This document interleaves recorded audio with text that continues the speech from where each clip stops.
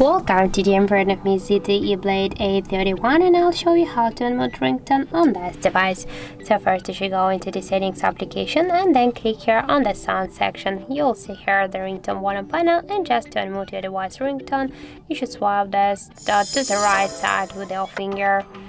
And by this way you can unmute your device ringtone. Also, we got the second way how we can do that. Just press up or down volume button here on the right side of your device, that doesn't matter, and then click here on the settings icon, and by the same way swipe to the right side with your finger the ringtone volume panel, and then just click here to down to save the changes, and that's it.